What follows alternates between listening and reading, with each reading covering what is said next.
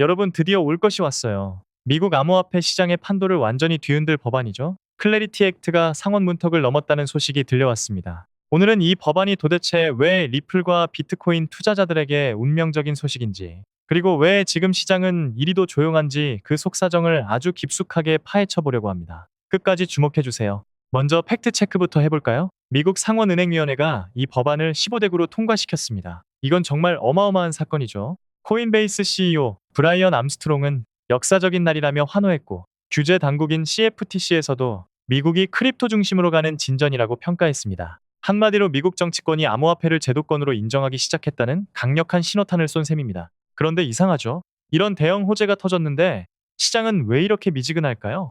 비트코인은 82,000달러를 살짝 건드리는 듯 하더니 힘없이 밀려났고, 리플 역시 규제 명확성의 가장 큰 수혜주인데도 가격은 지지부진합니다. 마치 큰 파도가 올 줄 알았는데 잔물결만 치고 있는 느낌이라 다들 좀 당혹스러우실 텐데요. 그 이유를 지금부터 하나씩 분석해 보겠습니다.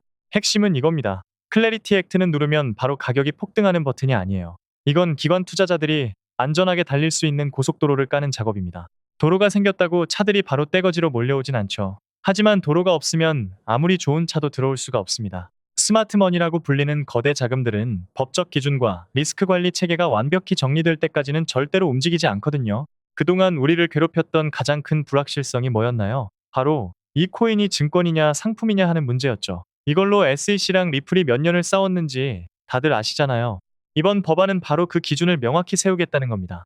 누가 감독할 건지, 어떤 기준으로 분류할 건지를 법으로 정해버리면 더 이상 리플 소송 같은 소모적인 논쟁은 끝날 수밖에 없다는 게 아주 중요한 포인트입니다. 물론 시장이 바로 폭발하지 않은 현실적인 이유도 있습니다. 아직 100% 끝난 게 아니거든요. 상원 본회의 표결도 남았고, 하원과의 조율, 그리고 마지막 대통령 서명까지 관문이 꽤 많습니다. 특히 민주당 쪽에서는 자금 세탁 방지 조항이 약하다는 우려를 계속 내비치고 있어요. 시장은 지금 이 법안이 최종 법률이 될 확률을 계산하며 숨을 고르고 있는 중입니다. 기술적인 면도 무시 못하죠. 비트코인에게 82,000달러는 굉장히 무거운 자리예요. 200일 이동평균선과 상승 채널 상단 저항이 딱 겹쳐 있거든요.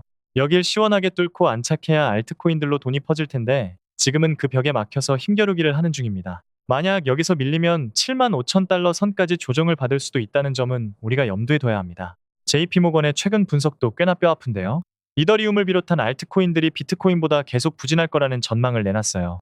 실물자산 토큰화나 디파이 분야에서 눈에 보이는 성과가 나오지 않으면 이런 약세는 계속될 수 있다는 거죠. 결국 알트코인 시장에서도 진짜 쓸모있는 놈들만 살아남는 적자 생존의 시대가 오고 있다는 무서운 경고입니다. 그렇다면 리플은 어떨까요? 단순히 커뮤니티가 크고 오래됐다고 안심할 순 없습니다. 결국 실물 금융 시스템과 얼마나 깊게 연결될 수 있는가, 그리고 규제로부터 얼마나 자유로운가가 승패를 가릴 겁니다. 이 지점에서 리플은 다른 알트코인들보다 압도적으로 유리한 위치에 서 있어요. 규제 명확성 프리미엄을 받을 수 있는 가장 강력한 후보이기 때문입니다. 브래드 갈링하우스 CEO가 늘 강조하는 게 있죠. 리플 레저는 애초에 결제 문제를 해결하려고 태어났습니다. 거래 처리에 딱 3초에서 5초면 충분하고 수수료는 거의 없는 수준이에요. 최근에는 JP모건이나 마스터카드가 참여한 토큰화 결제에서도 그 성능을 증명했고요. 이런 실질적인 인프라가 법안 통과와 맞물릴 때 그 폭발력은 상상 이상이 될 겁니다.